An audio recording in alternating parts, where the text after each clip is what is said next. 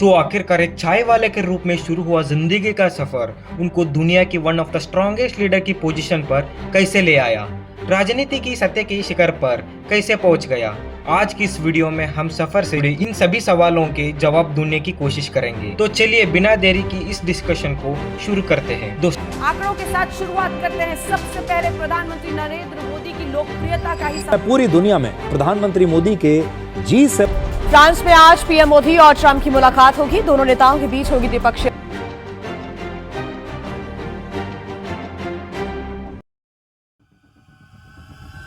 नरेंद्र मोदी ने गुजरात के मेहसाणा डिस्ट्रिक्ट के वडनगर गांव में एक पुअर फैमिली में जन्म लिया। उनका मां का नाम था हीराबिन मोदी और पिता का नाम दामोदर दास मूलचंद मोदी। हीराबिन मोदी और दामोदर दास मूलचंद मोदी के 6 बच्चे थे। नरेंद्र मोदी अपने 6 भाई बहनों में तीसरे नंबर पर थे। वो बताते हैं कि बचपन में उनके पिताजी वडनगर रेलवे स्टेशन पर चाय का एक छोटा स्टॉल लगाया करते थे। मोदी जी इस स्टॉल पर अपने पिताजी के मदद करते थे, जहाँ वो ट्रेन के डब्बों में जाकर चाय बेचा करते थे। ट्रेन में अलग अलग लोगों से बातचीत के दौरान उनकी हिंदी शुरू से ही काफी अच्छी हो गई। दूसरी तरफ उनकी माँ दूसरे घरों में भी काम किया करती थी। बचपन में उन्होंने अपनी स्कूलिंग वडनगर से ही की। वो बड़े शौक से स्कूल जाते थे। हालांकि वो पढ़ाई में एवरेज स्टूडेंट थे, लेकिन उनके थिएटर और स्पोर्ट्स में भाग लेने के लिए बहुत शौक था। भले ही उनकी जेब खाली हो, लेकिन उनका दिल और दिमाग हिम्मत से भरपूर रहता था। वो बताते हैं कि उनके स्कूलिंग के पास एक झीला हुआ करती थी, जिसमें वो अक्सर खेलने जाया करते थे। एक बार उन्हें वहां मगरमच्छ की एक बच्चा मिला,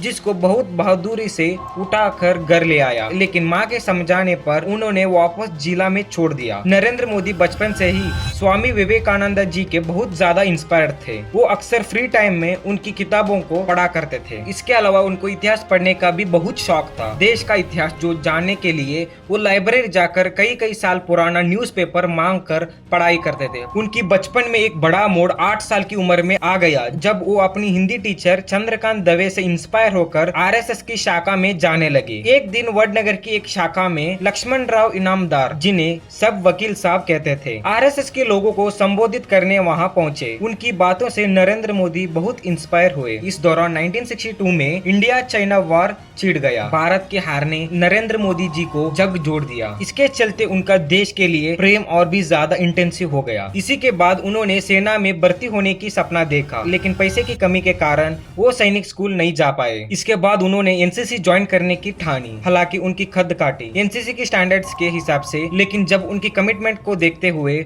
उनकी फिजिकल टेस्ट लिया गया, तब उन्हें सब में उन्हें बाजी मार ली। इसके अलावा मोदी जी की एक और खूबी थी, उनको साफ सुथरे कपड़ों का बहुत शौक था। हालांकि वो बहुत महंगी पोशाक नहीं पहनते थे, लेकिन वो जो भी पहनते थे वो एकदम साफ सुथरे होते थे। दोस्तों, इस दौरान लगभग 13 साल की उम्र में उनकी शादी तय कर दी गई और 17 साल की उम्र में उनकी शादी यशोदाबिन मोदी के साथ कर दी गई। इस बीच उन्होंने देश के जवानों के भी खूब सेवा की। धीरे धीरे वो और भी ज्यादा विचारशील होता गया। वो अपनी ज्यादातर समय लाइब्रेरी में किताबों के बीच बिताने लगे। वो अपने देश के लिए कुछ कर दिखाना चाहते थे। साथ ही वो घर से बाहर निकलकर जीवन के सही अर्थ भी खोजना चाहते थे। उनको मानना था कि वो घर परिवार में उलझकर ये नहीं कर पाएंगे, इसलिए शादी के कुछ ही समय के बाद उन्होंने घर से दूर जाने की फैसला किया। 1967 में उन्होंने बहुत छोटी सी उम्र में ही अपना पारिवारिक जीवन त्याग दिया।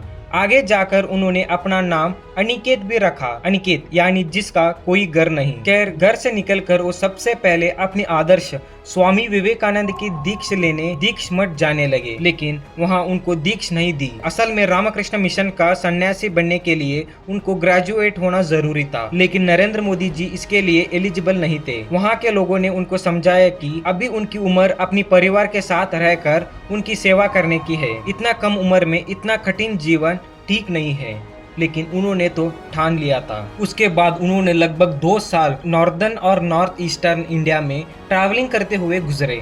कोलकाता से नॉर्थ ईस्ट, वहां से अल्मोड़ा, उसके बाद केदारनाथ, फिर दिल्ली, राजस्थान और राजकोट से होते हुए 1969 के आसपास वो वडनगर में एक बार फिर वापस आ गए। उनके जाने की वजह से घर में दुख और शिकायत का माहौल छाया हुआ था, लेकिन इससे पहले कि ये इमोशंस उनको कमजोर करते, नरेंद्र मोदी जी एक बार फिर सबसे अलविदा लेकर अपनी तलाश में निकल पड़े। इस बार वो सीधा अहमदाबाद गए। यहाँ उन्होंने कुछ दिन अपनी मामा की चाय की कैंटीन पर काम किया। इस दौरान उनका आरएसएस का रीजनल हेडक्वार्टर्स में आना जाना लगा रहता था। वहाँ उनकी मुलाकात एक बार फिर लक्ष्मण राव इनामदार से हुआ और यहाँ से उनकी आरएसएस की जर्नी की शुरुआत हुई। दोस्तों, जब वकील साहब की नजर नरेंद्र मोदी पर पड़ी तो उन्होंने उनमें बहुत सी खूबियां नोट की। लक्ष्मण राव इनामदार भी उनसे बहुत प्रभावित थे। अहमदाबाद पहुंचकर वकील साहब ने आरएसएस के गुजरात हेडक्वार्टर्स में नरेंद्र मोदी जी की रहने की सभी अरेंजमेंट कर दिए। 1971 में 18 साल की उम्र में ही उन्होंने आरएसएस ज्वाइन कर लिए और यहाँ उन्होंने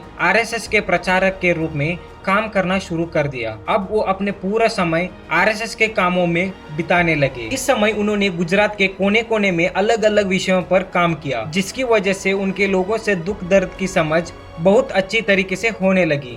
इस दौरान नरेंद्र मोदी जी ने अपनी पढ़ाई बीच में ही छोड़ दी थी। लक्ष्मण राव इनामदार ने उनको अपनी पढ़ाई पूरी करने के लिए भी प्रोत्साहित किया।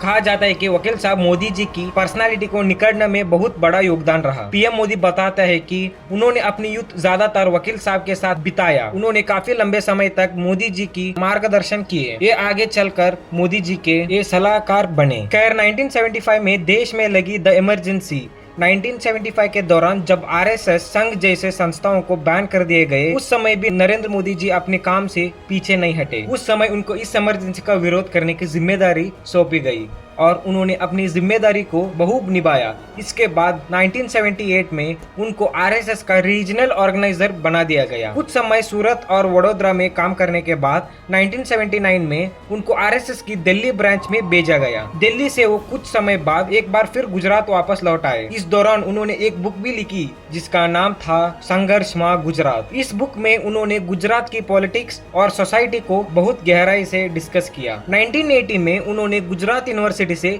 पॉलिटिकल साइंस में अपनी ग्रेजुएशन भी कंप्लीट किए। 1985 में आरएसएस ने उनकी कमिटमेंट और हार्डवर्क देखते हुए उनको भारतीय जनता पार्टी को सौंप दिया। 1987 में उन्होंने बीजेपी को उसके ऑर्गेनाइजिंग सेक्रेटरी के रूप में ज्वाइन किए। बीजेपी के सीनियर लीडर उनसे बहुत ज्यादा प्रभावित हुए। इस दौरान वो अटल बिहारी वाजपेयी जी के भी बहुत करीब आ गए। पार्टी में काम करते वक्त वो बहुत कुछ सीखते थे। खैर, कुल मिलकर नरेंद्र मोदी जहाँ भी गए उन्होंने लोगों को अपना दीवाना बना दिया। 1990 में उन्होंने लाल कृष्ण आडवाणी की भव्य रथ यात्रा का शानदार आयोजन किया। सोमनाथ से लेकर मुंबई तक चली इस रथ यात्रा में मोदी जी ने आडवाणी के सारथी का काम किया। इतना ही नहीं, उन्होंने गुजरात के स्टेट असेंबली इलेक्शन में बीजेपी के लिए एक शानदार स्ट्रैटेजी तैयार की। इसी के चलते 1995 में भारतीय जनता पार्टी ने गुजरात असेंबली इलेक्शन में मेजोरिटी के साथ जीत हासिल की। अपने इस कंट्रीब्यूशन के कारण नरेंद्र मोदी जी 1998 में पार्टी का जनरल सेक्रेटरी बन गए। के लिए या तो वोट लोग देते हैं सरकार को हटाने के लिए, लेकिन यह पहला यानी उनकी काबिलियत की बदौलत बीजेपी में भी उनको बहुत तेज से कामयाबी हासिल हुई। दोस्तों, इसके बाद मोदी जी की जिंदगी में सबसे बड़ा पॉलिटिकल टर्न आया 2001 में। उन्होंने गुजरात के तत्कालिक सीएम केशुभाई पटेल को इस पोजीशन पर रिप्लेस किए। असल में केशुभाई पटेल की तबीयत उन दिनों बहुत खराब रहती थी। अगर ऐसे में इस पद के लिए अगर सबसे ज्यादा डिजर्विंग कैंडिडेट कोई तो वो केवल नरेंद्र मोदी जी। गुजरात में एक बेहद अनफॉर्चुनेट इवेंट भी हुआ। इसका नाम था गोधरा राइट्स। ये पीएम मोदी जर्नी में कंट्रोवर्शियल मोड़ रहा। अपोजिशन ने इस राइट्स को लेकर मोदी जी के सामने बहुत सवाल उठाए। इस केस में सुप्रीम कोर्ट ऑफ इंडिया द्वारा क्लीन चिट दिए गए हैं। इसके बाद वो 3 कंसेक्यूटिव टर्म के लिए सीएम के पद पर नियुक्त होते रहे। सीएम के तौर पर उन्होंने गुजरात की इकोनॉमी और उसकी एग्रीकल्चर को बहुत तेज से बूस्ट किए। हालांकि गुजरात हमेशा से इंडिया के डेवलप्ड स्टेट्स में से रहा है, लेकिन मोदी जी के आने के बाद इस स्टेट की डेवलपमेंट में 4 चांद लग गए। 2001 से 2010 तक गुजरात में 10.9% का ग्रोथ रेट अचीव किए गए, जो उस समय देश की बाकी सब स्टेट में से सबसे ज्यादा था। इतना ही नहीं, उन्होंने गुजरात को एक लुक्रेटिव इन्वेस्टमेंट डेस्टिनेशन में भी ताबिल कर दिए गए। इस दौरान उन्होंने स्टेट में करप्शन खत्म करने के लिए बहुत काम किए। गुजरात के डेवलपमेंट मॉडल को देखकर उनका नाम पूरा देश में चमचमने लगा। इस दौरान वो केवल भारतीय जनता पार्टी के ही नहीं बल्कि पूरे देश में एक स्ट्रॉन्ग लीडर के रूप में सामने आए। 2014 में उन्होंने वाराणसी से अपनी पहली लोकसभा इलेक्शन लड़े। इन इलेक्शन में उनको रिकॉर्ड ब्रेकिंग विक्ट्री हासिल हुई। जब से उन्होंने अपनी पॉलिटिकल लाइफ में कामयाब हासिल करनी शुरू की, जिसकी वजह से 2014, 2019 और 2024 में देश की जनता ने उन्हें वोट्स के मामले में पूरी दुनिया में सबसे ज्यादा मता देकर विजय बनाया। अगर हम उनके 12 साल के कार्यकाल पर नजर डालें तो उन्होंने demonetisation in India, 2016, goods and services tax in India 2017, Indian surgical strike और रिवोकेशन ऑफ आर्टिकल 370 जैसे काम महत्वपूर्ण डिसीजन लिया, जिनके बारे में सोचना भी पहले नामुमकिन से लगा था। पीएम मोदी ने इंडिया के डोमेस्टिक फाउंडेशन को मजबूत कर ग्लोबल स्टेज पर उसको एक इमर्जिंग सुपर पावर का दर्ज दिलाया है, जो आज हर भारतीय वासी के लिए बहुत गर्व की बात है। अगर आपको ये वीडियो पसंद आए तो लाइक और शेयर करना। मिलते हैं अगली वीडियो में। बहुत बहुत धन्यवाद।